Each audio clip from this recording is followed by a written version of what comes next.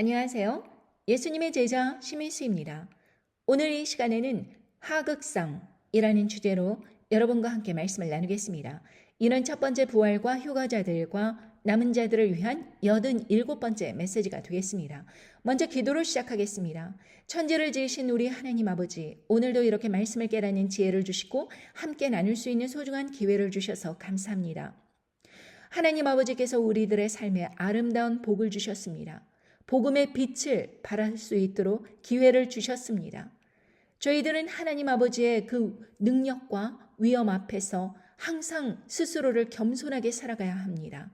그러나 우리들의 마음속에 불순종의 마음이 조금이라도 남아있다면, 그래서 우상을 섬기거나 한다는 그러한 일들이 남아있다면 이 시간 깨닫고 우리들의 삶에 불어닥칠 그러한 엄청난 심판의 앞에 서서 하나님 아버지께 순복하며 나올 수 있도록 인도하여 주시기를 간절히 바랍니다.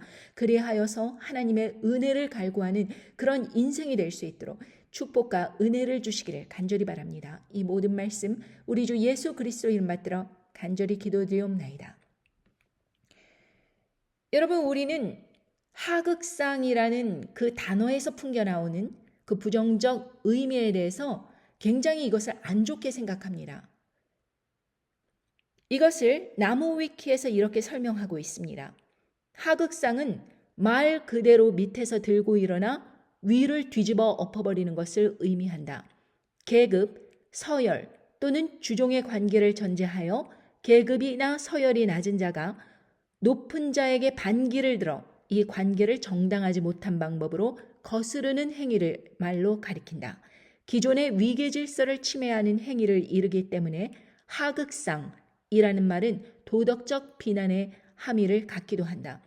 역사적으로 굉장히 흔하게 일어났는데 가장 쉽게 떠올릴 수 있는 명백한 하극상의 예로는 명령계통을 위반하여 군의 무력을 전용해 권력을 찬탈하는 구테타를 들 수 있겠다. 군이 자기 자신을 통제할 수 있는 정부의 반기를 든 것.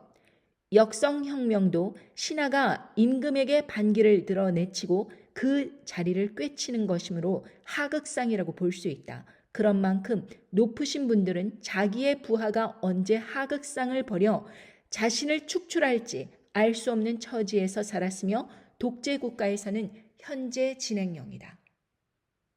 정당하지 못한 방법으로 무력으로 혹은 암살이나 이러한 극단적인 방법을 사용하여서 그 자리를 꿰차는 것입니다.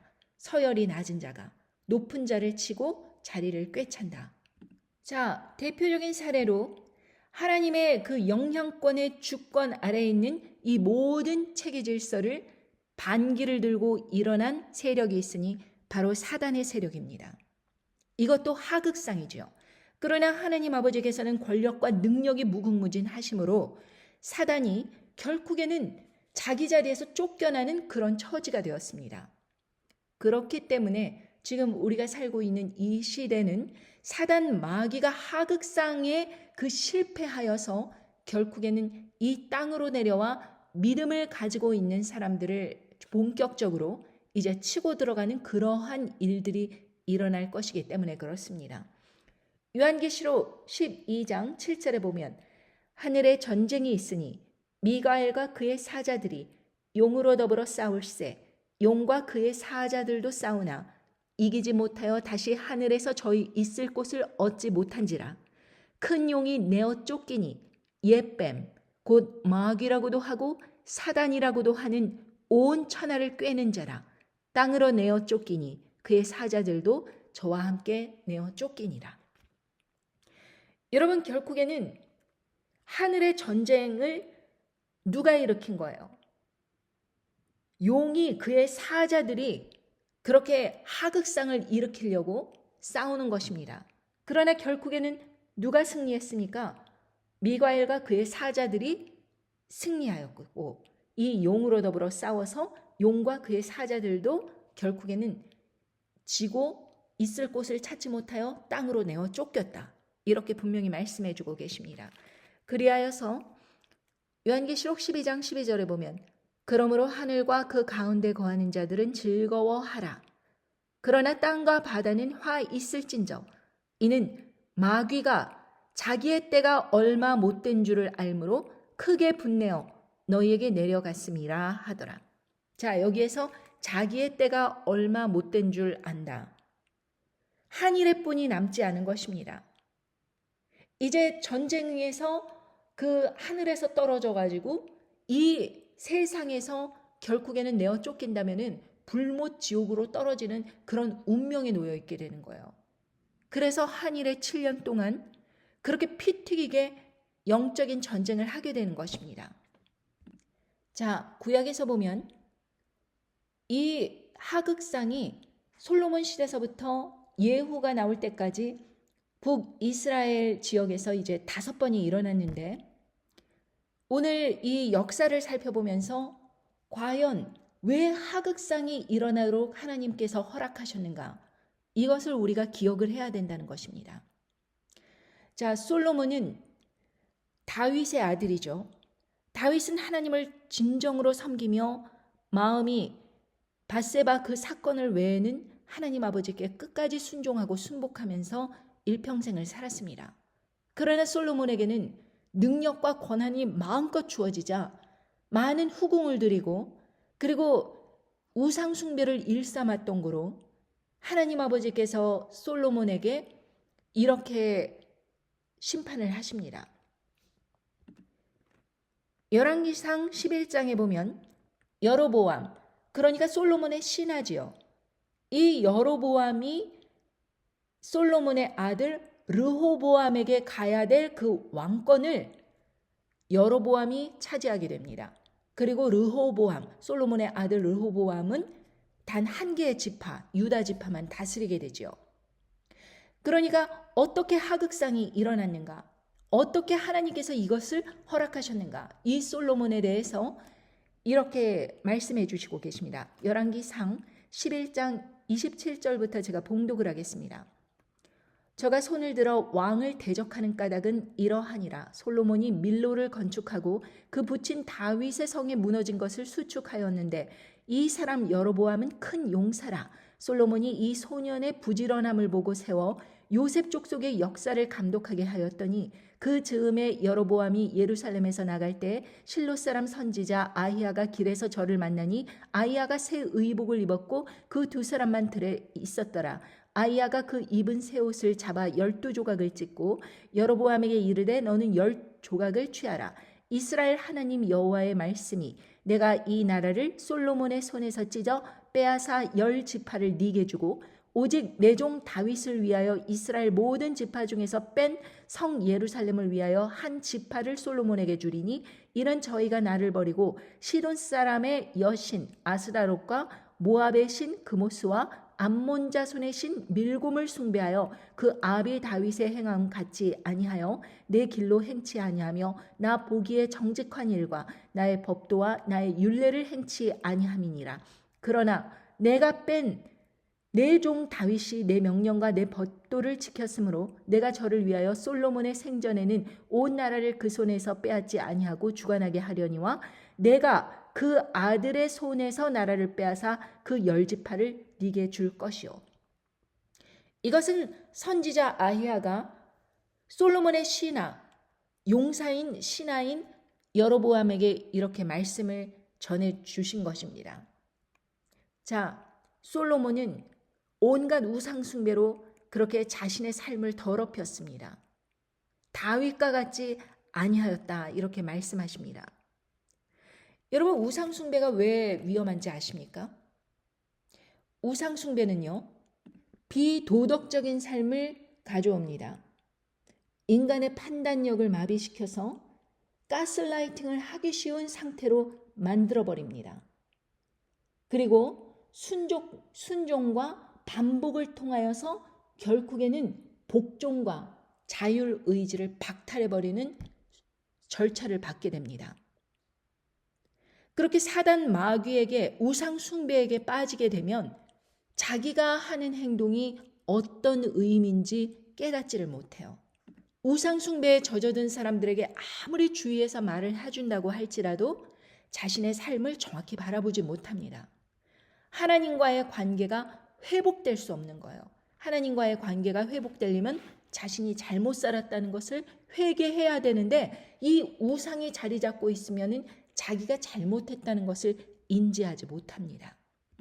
그래서요, 사단 숭배자들은 살아있는 인간 제사를 한다던가 아니면은 그런 사람의 피를 가지고 뭐 자기들이 마신다던가 어린아이에게 고문을 하고 성폭행을 하더라도 이것에 대해서 그것을 바라보면서도 이게 얼마나 잔인하고 끔찍한 일인지를 깨닫지 못하는 것입니다. 그래서 자녀들을 불 가운데로 지나가게 하는 그러한 처참한 그런 우상숭배도 저질렀습니다. 어떤 소녀가 이제 자기가 어린 시절부터 할머니의 손에 이렇게 키워졌는데 그 할머니가 사단 숭배자였어요. 영국 여자아이인 것 같은데 자기가 어린 시절부터 어떤 거대한 그런 저택이라든가 왕궁 같은데 이리저리 불러다녔다고 합니다. 그곳에서 어린아이가 경험할 수 없는 끔찍한 일들을 경험하였습니다. 그런데 이 여자아이의 그 증언뿐만이 아니고 그 사단 숭배에 붙잡혔다가 용케 풀려나온 살아나온 다른 아이들의 증언도 굉장히 유사하다고 합니다. 그래서 어떻게 이 어린아이한테 이런 끔찍한 만행을 저지를 수 있을까? 그리고 그 증언을 하는 내내 그 어린아이의 표정에는 아무런 감정의 기폭이 없습니다. 슬프다거나 괴롭다거나 눈물을 흘린다거나 이런 감정이 없습니다. 왜냐하면 너무나도 트라우마가 심하기 때문에 마치 남의 인생을 이야기하듯 자기의 어린 시절을 그대로 증언을 하는 것입니다. 심지어 그 여성이 자기가 어린 시절에 10대 때 12살이나 13살 그때 아이를 가져서 임신하고 태어났는데 그 아이를 죽여서 태어난 아이를 죽여서 어떻게 했는지에 대해서도 실감 있게 이야기를 하는데 저는 깜짝 놀랐습니다. 인육을 했다는 것입니다. 그 사람들이. 이게 과연 가능한 일일까? 이게 과연 사람으로서 할 수 있는 일일까? 그런데 우상숭배에 빠지면 그것이 얼마나 끔찍한 일인지를 그 회원 모임 안에서는 깨닫지 못하는 거예요. 그렇게 끔찍한 희생을 치러졌을 때 능력이 나온다라고 그 사람들은 믿는 것입니다. 사단 마귀는 왜 이런 일을 시키는 것일까요? 인간의 존엄성을 박탈하기 위함입니다. 인간을 하나님의 형상으로 지음받은 그 인간을 철저하게 타락시키고 모멸감을 주고 마비시키고 자유를 박탈해버리고 감금하고 폭행하고 괴롭히고 잔인한 짓을 저지름으로 인하여서 그 존엄성을 완전히 제거해버리려고 하는 것입니다. 그래서 이런 우상숭배가 위험한 것입니다. 우상숭배에 빠지면 벗어나지를 못해요. 모든 중독이 그렇듯 성중독, 포르노 중독, 마약, 술, 담배 모든 거의 대부분의 중독이 바로 게임 중독도 그렇고 도박 중독도 그렇지만 사람들이 자기 자신을 제어할 수 없는 거예요. 완전히 자기의 자율의지가 박탈당한 그런 상태까지 가는 것입니다. 그럼 결론은 어떻게 되냐? 인생이 망가지는 것입니다. 자기 스스로의 선택으로. 그래서 우상숭배를 극도로 피해야 되는 거예요. 여러분, 이단을 쫓지 말라고 하는 것을 그냥 그런 사람들도 다 사람인데 설마 이렇게 생각을 하는데 그 이단에 푹 빠진 사람들 결론을 보십시오.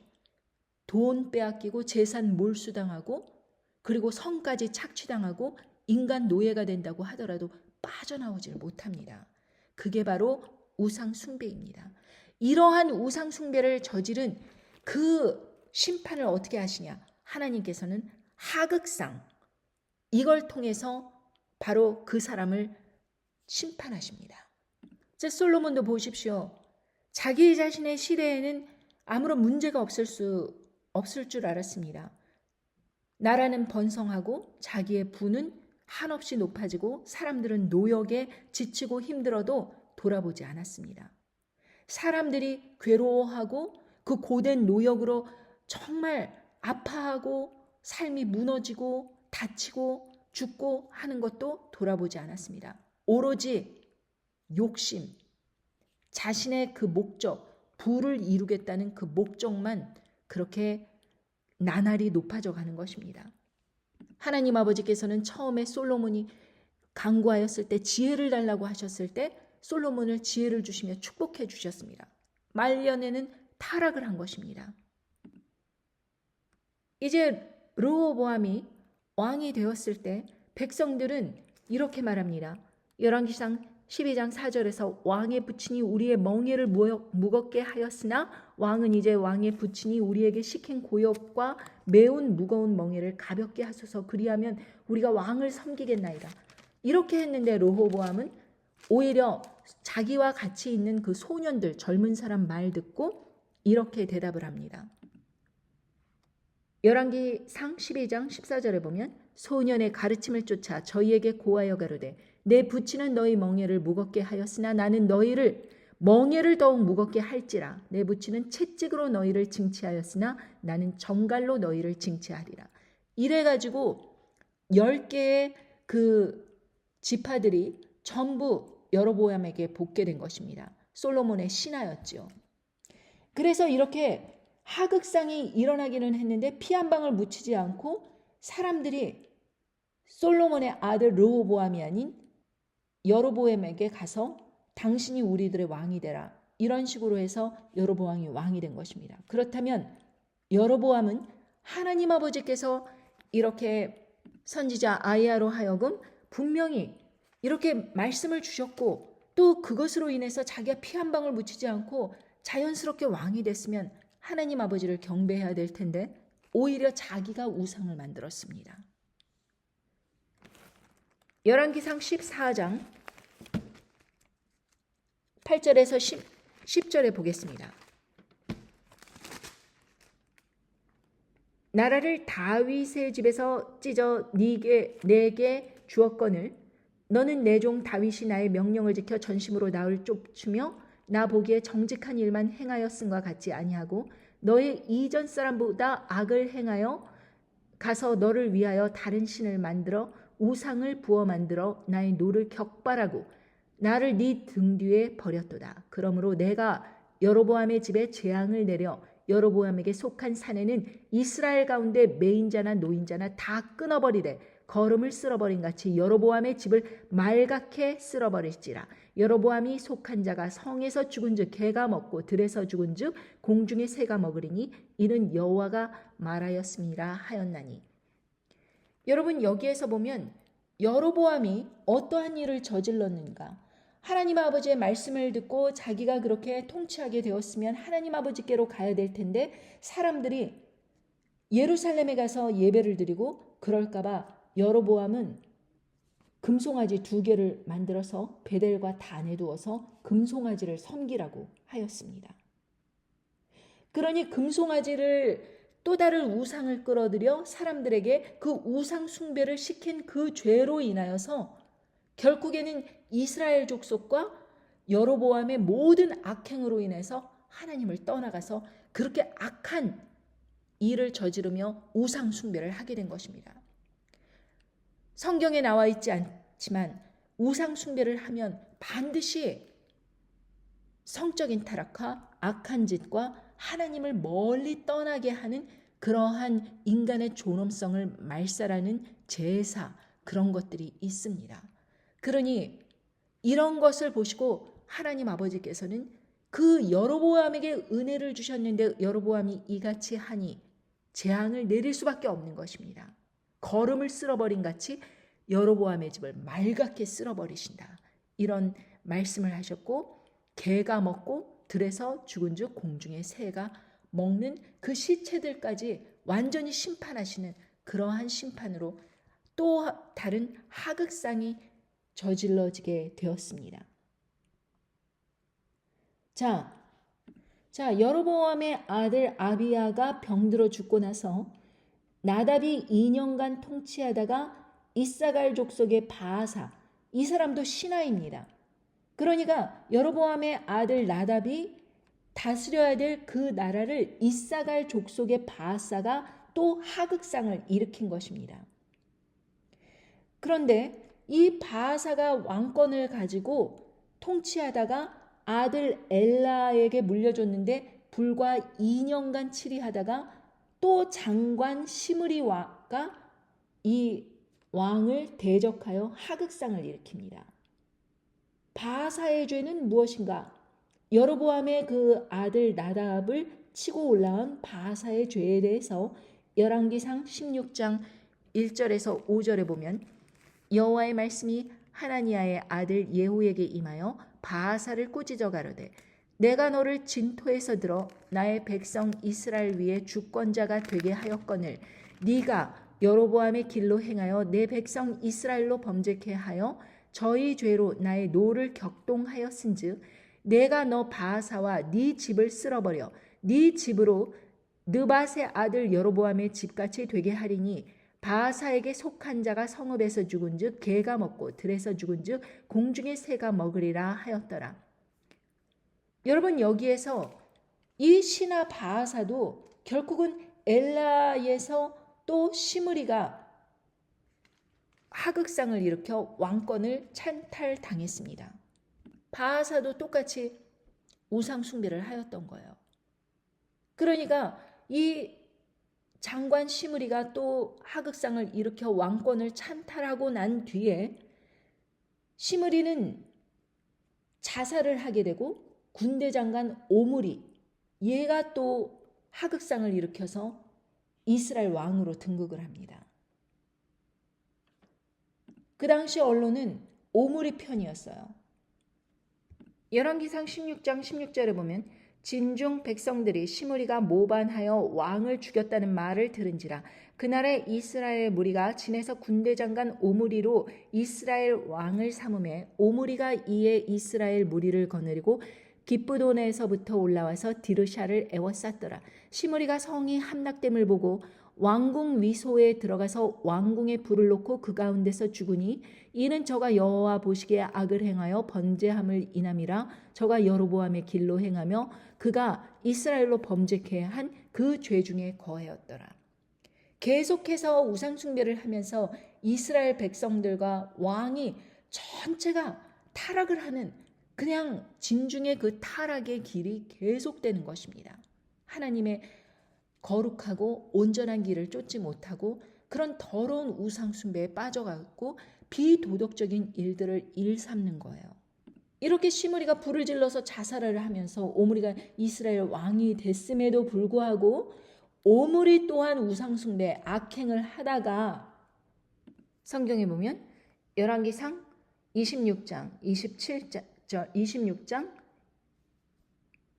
16장 26절 느밧의 아들 여로보암의 모든 길로 행하여 그가 이스라엘로 죄를 범하게 한 그 죄 중에 거하며 그 헛된 것으로 이스라엘 하나님 여호와의 노를 격발케 하였더라. 오므리에 행한 그 남은 사적과 그 베푼 권세가 이스라엘 왕 역대지략에 기록되지 아니하였느냐? 오므리가 그 열조와 함께 자매 사마리아에 장사되고 그 아들 아합이 대신하여 왕이 되니라. 여러분, 이 오므리의 그러한 악한 일로 인하여서 그 아들 아합 시대에 처참한 일을 겪게 됩니다. 이 아합은 정말 유명하게 그 우상 숭배에 쩌든 왕이었어요. 그 부인이 누구지요? 이세벨. 이 둘이 아주 쌍으로 엄청나게 악행을 많이 저질러서 예를 들면은 열왕기상 16장 32절에서 33절에 보면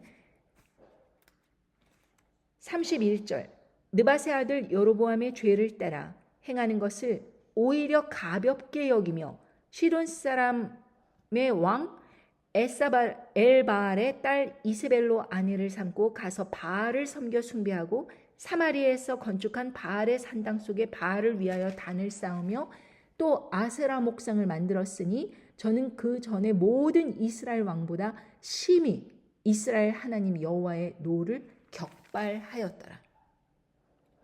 이 아합과 이세벨은 그냥 금송아지에 다른 그 우상 숭배에 더군다나 바알의 사당까지 짓고 또 거기에 아세라 목상까지 만들었다.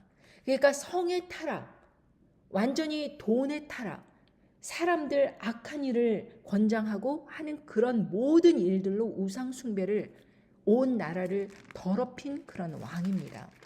아합의 죄는요, 뭐 금송아지, 바알, 아세라, 밀공 그냥 종합 선물 세트인 거예요.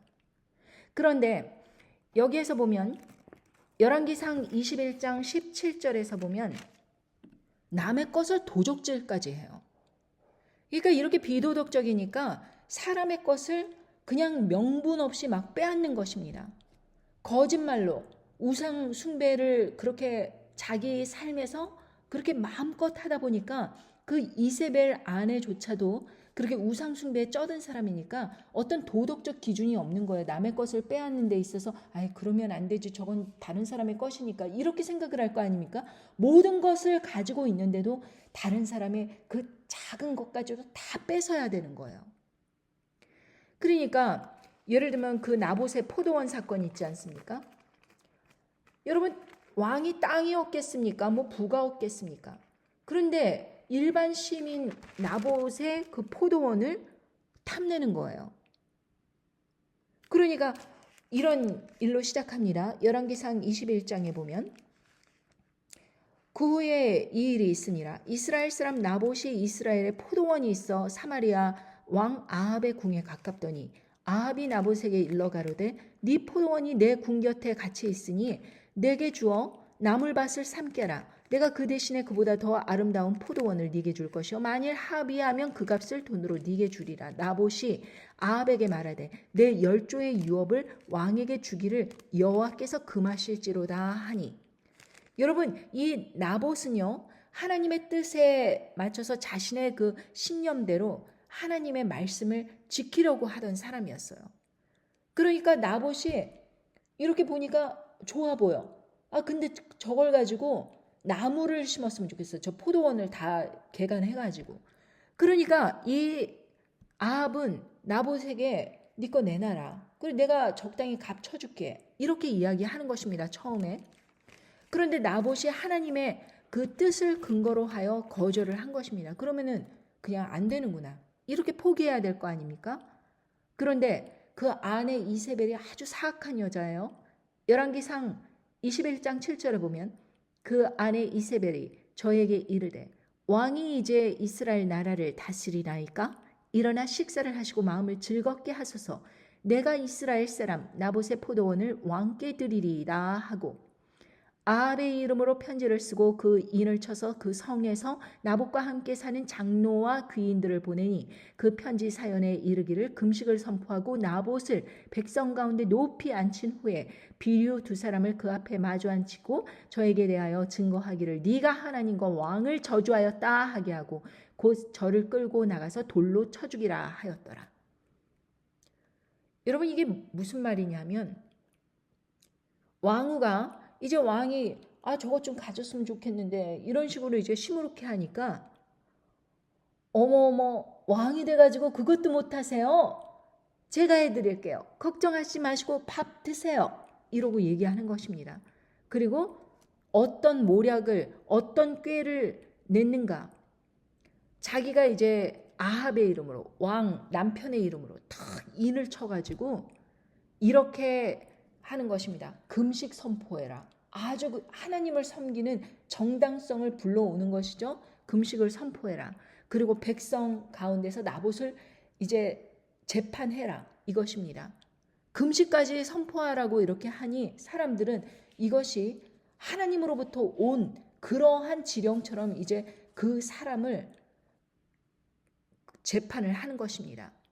온 나라가 야 저렇게 나쁜 사람이 있는가라고 할 만큼 그러한 분위기를 연출해내는 것입니다. 그리고 거짓말을 할 비류, 그 거짓말을 하려면은 이제 재판정에서 거짓 증언을 해야 되는 거 아니에요. 그러니까 그런 사람을 두 사람을 세웠습니다. 성경 구약에 보면 한 사람의 증인으로는 부족하고 두 사람이 있어야 돼요. 그러니까 비류 두 사람을 딱 선별을 해서 이래 이래 말하라 그렇게 시킨 것입니다. 그리고 그 재판을 하면서 하나님과 왕을 저주하였다. 아무런 이유 없이 저 사람이 그렇게 말하는 걸 들었다라는 식으로 그렇게 나봇을 갖다가 완전히 악인을 만드는 것입니다. 그 당시에 하나님과 왕을 저주한다는 것은 곧 사형을 의미했습니다. 그래서 그냥 죽였어요. 그러면 그 죄인에 대한 재산을 누가 압수합니까? 왕이 압수를 하는 것이죠. 돈 하나 들이지 않고 남의 것을 빼앗은 것입니다. 어떻게? 주인을 누명을 씌워서 정당하지 못한 방법으로 그렇게 재판에 넘겨서 사람들 앞에서 돌로 쳐 죽이는 그런 끔찍한 일을 하게 된 것입니다. 그리고 나서요. 아주 이세벨은 의기양양했습니다. 남편이 원하던 그 포도원을 갖다가 이제 공짜로 얻게 되었으니까 얼마나 좋아요? 그러니까 열왕기상 21장 15절에 이렇게 말씀하십니다. 이세벨이 나봇이 돌에 맞아 죽었다 함을 듣고 아합에게 이르기를 일어나서 그 이스라엘 사람 나봇이 돈으로 바꾸어 주기를 싫어하던 포도원을 취하소서. 나봇이 살아있지 아니하고 죽었나이다. 아합이 나봇이 죽었다 함을 듣고 곧 일어나 이스라엘 사람 나봇의 포도원을 취하러 그리로 내려갔더라. 여기에서 엘리야를 만나게 됩니다. 하나님 아버지께서는 엘리야에게 이렇게 말씀하십니다. 너는 일어나 내려가서 사마리아에 거하는 이스라엘 왕 아합을 만나라. 저가 나봇의 포도원을 취하러 그리로 내려갔나니 너는 저에게 말하여 이르기를 여호와의 말씀이 네가 죽이고 또 빼앗았느냐 하셨다 하고 또 저에게 이르기를 여호와의 말씀이 개들이 나봇의 피를 핥은 곳에서 개들이 네 피 곧 네 몸의 피도 핥으리라 하셨다 하라. 그러면서 계속해서 23절에 열왕기상 21장 23절 이세벨에게 대하여도 여호와께서 말씀하여 가라사대 개들이 이스라엘 성 곁에서 이세벨을 먹을지라. 아합에게 속한 자로서 성읍에서 죽은 자는 개들이 먹고 들에서 죽은 자는 공중의 새가 먹으리라 하셨느니라 하니 예로부터 아합과 같이 스스로 팔려 여호와 보시기에 악을 행한 자가 없음은 저가 그 아내 이세벨에게 충동되었음이니라. 저가 여호와께서 이스라엘 자손 앞에서 쫓아내신 아모리 사람의 모든 행한 것 같이 우상에게 복종하여 심히 가증하게 행하였더라. 여러분, 이 말씀은 성적인 타락뿐만이 아니에요. 살인, 모함, 죽이고 빼앗고 이러한 일들을 아무런 양심의 가책 없이 마음껏 저질렀다 이것입니다. 이 나봇의 사건은 그 중요한 예가 되는 것입니다. 그들이 어떻게 살아왔는가? 그들이 어떻게 남의 것을 빼앗는데도 양심의 가책을 느끼지 않는가? 결국에는 아합은 자기가 그렇게 저주받아 죽는다는 것을 알고 있었습니다. 그래서 늘 몸을 사렸죠. 매사에 자기가 이렇게 하면 조심하고 저렇게 하면 조심하고 하는 식으로 요리뺀질 조리뺀질 그렇게 피해 다녔습니다. 이세벨이 우상 숭배에 그렇게 열심이기 때문에 그 둘은 계속해서 그 우상들을 섬기면서 자신의 목숨을 연명해 나갔습니다. 그러다가 이제 아람 왕이 쳐들어오자 북이스라엘과 유다가 연합을 하여서 그렇게 쳐야 하는 전쟁을 해야 되는 그런 상황이 있었습니다. 그랬을 때 남유다의 여호사밧은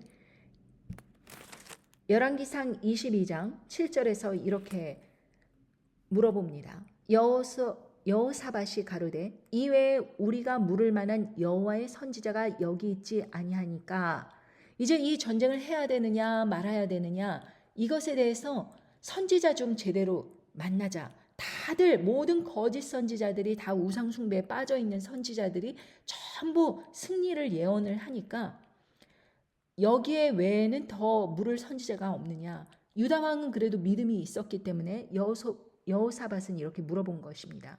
그랬더니 이 8절에서 이스라엘 왕이 여호사밧에게 이르되 오히려 이물라의 아들 미가야 한 사람이 있으니 저로 말미암아 여호와께 물을 수 있으나 저는 내게 대하여 길한 일은 예언하지 아니하고 흉한 일만 예언하기로 내가 저를 미워하나이다. 여호사밧이 가로되 왕은 그런 말씀 마소서 하면서 그 미가야 데려와서 어떤 말을 예언하는가, 어떤 말씀을 예언하는가 들어보자. 이렇게 권하는 것입니다. 그래가지고 미가야가 왔습니다. 그러면서 미가야에게 이렇게 시키기까지 합니다. 열왕기상 같은 장 22장 13절에 보면 미가야를 부르러 간 사자가 일러 가로되 선지자들의 말이 여출일구하여 왕에게 길하게 하니 청컨대 당신의 말도 저희 중 한 사람의 말처럼 길하게 하소서. 여기서 여출일구라는 것은 여러 사람의 말이 한결같다는 뜻입니다. 이구동성으로 다 같이 길한 것, 좋은 것을 다 승리한다. 이런 거 예언하니까 너도 똑같이 해라. 이렇게 시키기까지 합니다. 그런데 미가야는 가로되 여호와의 사심을 가리켜 맹세하노니 여호와께서 내게 말씀하시는 것 곧 그것을 내가 말하리라 하고 이렇게 하면서 내려간 것입니다. 그러면서 결국에는 17절에 보면 저가 가로되 내가 보니 온 이스라엘이 목자 없는 양같이 산에 흩어졌는데 여호와의 말씀이 이 무리가 주인이 없이 각각 평안히 그 집으로 돌아갈 것이니라 하셨나이다. 결국에는 전쟁에 패하여서 국민들이 다 흩어져서 자기 갈 곳으로 간다. 그렇다면 왕들이 전쟁에서 죽는다. 그런 것을 예언한 말씀이 아닙니까? 그러니까 18절에 보면 이스라엘 왕이 여호사밧에게 이르되 저 사람이 내게 대하여 길한 것을 예언하지 아니하고 흉한 것을 예언하겠다고 당신에게 말씀하지 아니하였나이까. 항상 저래 항상 저렇게 흉한 것만 예언을 한다니까. 좋은 것 좀 예언하라 그러니까 항상 저렇게 모든 사람들이 이구동성으로 좋은 거 예언하더라도 꼭 딴지를 걸고 딴소리를 해요. 이러면서 화를 내는 장면입니다. 그랬더니 그 이유를 설명하기를 하늘에서 이제 여호와 앞에서 자기가 이렇게 한 천사가 나서 저 왕을 꿰겠다. 그래서 죽게 하겠다. 이렇게 이야기를 하면서 하늘에 이제 천국에 그 회의가 열렸다. 이 광경을 말씀해 주는 것입니다. 그러면서 22절에 보면 여호와께서 저에게 이르시되 어떻게 하겠느냐 가로되 내가 나가서 거짓말하는 영이 되어 그 모든 선지자의 입에 있겠나이다. 여호와께서 가라사대 너는 꾀이겠고 또 이루리라 나가서 그리하랴 하셨은즉 이제 여호와께서 거짓말하는 영을 왕의 이 모든 선지자의 입에 넣으셨고 또 여호와께서 왕에 대하여 화를 말씀하셨나이다. 그나 아냐의 아들 시드기야가 가까이 와서 미가야의 뺨을 치며 이르되 여호와의 영이 나를 떠나 어디로 말미암아 가서 네게 말씀하시더냐. 미가야가 가로되 네가 골방에 들어가서 숨는 그날에 보리라. 그러니까 이 시드기야 거짓 영이 자기의 그 영에 들어왔다는 그것을 인정하지 않고 미가야의 뺨까지 치면서 여호와의 영이 자기를 떠나서 어디로 말미암아 네게 말씀하시더냐 이런 식으로 화를 폭발하는 것입니다. 그러나 결코 누구의 말을 듣느냐 다수의 말을 듣게 된 이 아합은 전쟁을 치르게 됩니다. 그 전쟁을 치르게 되면서 끝까지 또 이 꾀를 내가지고 이 여호사밧 유다 왕에게 자기가 왕처럼 꾸미게 하고 자기는 일반 병사처럼 싹 숨으려고 하는 그런 꾀를 내요. 29절에 보면 이스라엘 왕과 유다 왕 여호사밧이 길르앗 라못의 이름에 라못으로 올라가니라. 이스라엘 왕이 여호사밧에게 이르되 나는 변장하고 군중으로 들어가려 하오니 당신은 왕복을 입으소서 하고 이스라엘 왕이 변장하고 군중으로 들어가니라. 그러면 저 사람을 대신 죽이겠다. 나는 살겠다. 이런 꾀를 진 것입니다. 그런데 사람들이 와 그러면서 여호사밧에게 몰려드니까 병거의 장관들이 여호사밧을 보고 이르되 이가 필연 이스라엘 왕이라 하고 돌이켜 저와 싸우려 한즉 여호사밧이 소리 지르는지라 병거의 장관들이 저가 이스라엘 왕이 아님을 보고 쫓기를 그치고 돌이켰더라. 그때 34절에 보면 열왕기상 34절 한 사람이 우연히 활을 당기어 이스라엘 왕의 갑옷 솔기를 쏜지라. 왕이 그 병거 모는 자에게 이르되 내가 부상하였으니 네 손을 돌이켜 나로 군중에서 나가게 하라 하였으나 이날의 전쟁이 맹렬함으로 왕이 병거 가운데 붙들려 서서 아람 사람을 막다가 저녁에 이르러 죽었는데 상처에 피가 흘러 병거 바닥에 고였더라. 해가 질 즈음에 군중에서 외치는 소리가 있어 가로되 각기 성읍으로 각기 본향으로 가더라 하더라. 왕이 이미 죽음에 그 시체를 메어 사마리아에 이르러 거기 장사하니라. 그 병거를 사마리아 못에 씻음에 개들이 그 피를 핥았으니 여호와의 하신 말씀과 같이 되었더라. 거기는 창기에 목욕하는 곳이었더라. 일반 병사로 분장을 하고 그렇게 전쟁에 맹렬하여서 막 그러고 있는데 그러고 있는데 누가 그냥 우연하게 갑옷솔기를 딱 쏘니까 자기 왕이라고 나 이거 풀어달라고 그러는데 그 전쟁 속에서 누가 그 사람이 왕이라고 생각을 하겠습니까? 그러니까 막 이 옷 솔기에 매달려 가지고 거기에 매달려 가지고 계속 아람 사람들의 그 칼을 맞아가면서 계속 앞으로 막 진군을 하는 것입니다. 그러니까 죽었겠죠. 그러니까 나중에 그 병거를 이제 씻는 거예요. 근데 그 장소가 그 창기가 목욕하는 곳이고 또 개들이 와서 그 피를 막 핥는 거예요. 정말 이 들개들이 그렇게 피를 핥았다.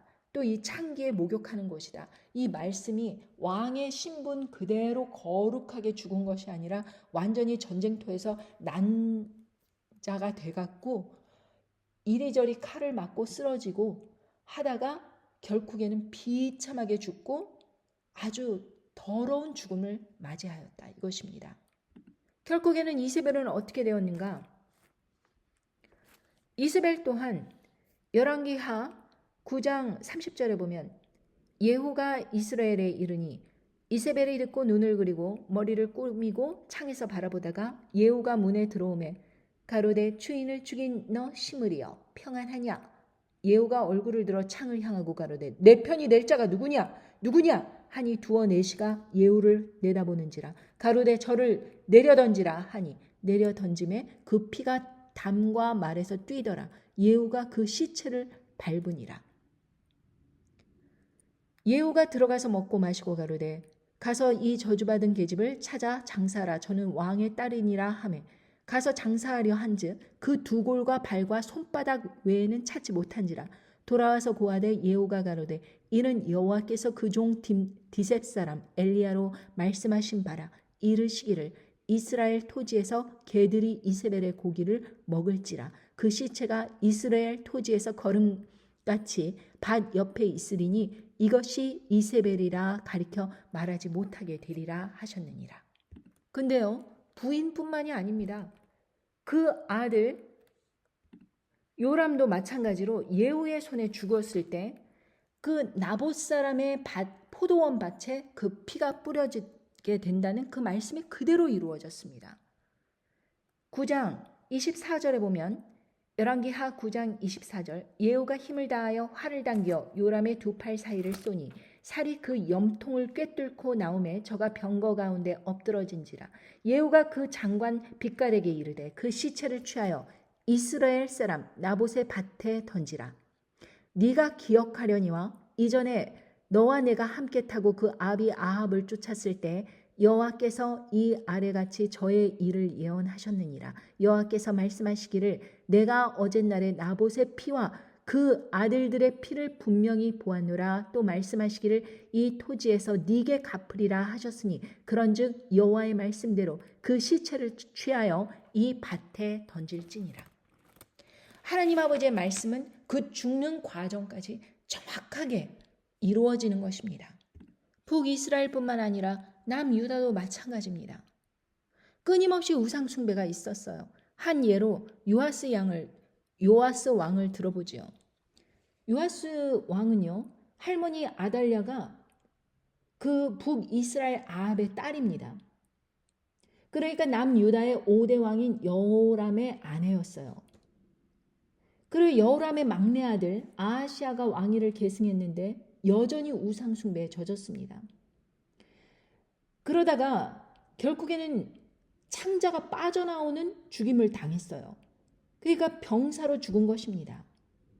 역대하 21장 18절에 보면 이 모든 일 후에 여호와께서 여호람을 치사 능히 고치지 못할 병이 그 창자에 들게 하셨으므로 여러 날 후 2년 만에 그 창자가 그 병으로 인하여 빠져나오매 저가 그 심한 병으로 죽으니 백성이 그 열조에게 분향하던 것 같이 저에게 분향하지 아니하고 이렇게 말씀하십니다.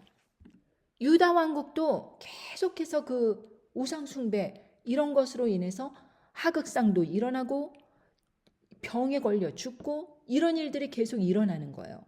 그때 이 여호람의 할머니 아달랴는 왕위를 누구에게 승계해야 되느냐? 여호람의 그 막내 아들 아하시아가 왕위를 계승하자 그 여전히 우상 숭배에 젖어 있었고 또 그 결국에는 창자가 빠져나오면서 죽게 되자 다른 사람에게 왕권이 가야 되는데 이 할머니가 다른 손주들과 이런 집안의 남자들을 죽여버리면서 할머니 아달랴가 왕위를 자기가 계승을 한 거예요. 그때 제사장 여호야다가 전심전력으로 요아스 왕을 지켜서 할머니 손에서 구출해내고 이제 결국에는 왕위를 세워줍니다. 그때 요아스의 나이 7세였어요. 그러면은 제사장 여호야다가 죽은 후에 어떤 일이 일어났는가? 결국 요아스도 우상 숭배에 빠져들었습니다. 그리고 온 나라를 우상 숭배로 계속해서 지속을 하면서 악한 일들이 그렇게 자행되는 거예요. 그랬을 때 그 왕위를 세워준 그 아버지 여호야다의 아들 제사장 여호야다의 아들 스가랴가 직언을 합니다. 그렇게 하지 말라고. 역대하 24장 20절에 보면 이에 하나님의 신이 제사장 여호야다의 아들 스가랴를 감동시키심에 저가 백성 앞에서 높이 서서 저희에게 이르되 여호와께서 말씀하시기를 너희가 어찌하여 여호와의 명령을 거역하여 스스로 형통치 못하게 하느냐 하셨나니 너희가 여호와를 버린 고로 여호와께서도 너희를 버리셨느니라 하나 무리가 함께 꾀하고 왕의 명을 쫓아 여호와의 전뜰 안에서 돌로 쳐 죽였더라. 요아스 왕이 이같이 스가랴의 아비 여호야다의 베푼 은혜를 생각지 아니하고 그 아들을 죽이니 저가 죽을 때에 이르되 여호와는 감찰하시고 신원하여 주옵소서 하니라. 여러분 생명의 은인의 아들 아닙니까? 스가랴는요 제사장 여호야다의 아들입니다. 여호야다가 누굽니까? 이 요아스를 할머니의 그 참극에서 빼어내서 왕위를 지켜준 그래서 7살 때서부터 고이 왕위를 잘 보필하여서 굳건히 왕으로 오랜 기간 동안 쓸 수 있도록 도와준 제사장 아닙니까? 그런데 오히려 이 여호야다의 아들을 죽여버리는 거예요. 자기에게 베풀어준 은혜를 생각지 아니하고 그러다가 결코 아람 군대가 이제 함께 싸울 때 이 요아스도 암살당합니다. 24장 역대하 24장 25절에 보면 요아스가 크게 상함에 적군이 버리고 간 후에 그 신복들이 제사장 여호야다의 아들들의 피로 인하여 모반하여 그 침상에서 쳐 죽인지라 다윗성에 장사하였으나 열왕의 모실에는 장사하지 아니하였더라. 모반한 자는 암몬 여인 시므아세 아들 사밧과 모압 여인 시므리의 아들 여호사밧이었더라. 암몬과 모압 사람들의 그 자손들에게 암살당한 거예요. 자기의 그 신복들에게 의해서 살해를 당한 것입니다. 말씀하시기를 이는 제사장 여호야다의 아들들의 피로 인하여 모반하여 그 침상에서 쳐 죽인지라. 결국에는 이 사람이 저질렀던 그 온갖 우상 숭배와 자기에게 은혜를 베풀어준 여호야다의 아들들을 그렇게 죽인 것에 대한 그 응분의 대가를 하나님께서 심판하신 것입니다. 우리가 이렇게 객관적으로 볼 때 왜 그렇게 악한 일을 하지? 나라면은 왕위에 섰을 때 그렇게 안 할 텐데. 우리는 이렇게 생각을 합니다. 그러나 엄청난 부와 권력이 주어지게 되면 이렇게 하극상을 당할까봐 더 강력하게, 더 엄하게 그렇게 다스리게 됩니다. 여러분, 우리의 인생에서도 정말 자기가 이렇게 신입에서부터 잘 키워준 직원이 치고 올라와서 자기 상사로 그렇게 되는 일이 있지 않습니까? 자기가 은혜를 베풀어 줬는데 자기 밑에서 그렇게 열심히 일하던 사람이 자기를 모함하여 자기의 상사가 된다면 얼마나 억울하겠습니까? 또 부모가 그 자녀가 부모에 대해서 막말과 그리고 악한 말을 하면서 함부로 대한다면 이것도 하극상 아닙니까? 예를 들면 부모로서 정말 악한 일을 저질렀다. 만약에 자녀에게 그런 씻을 수 없는 상처를 주었다. 그러면 어떻게 해야 되느냐? 그냥 조용히 떠나야겠지요.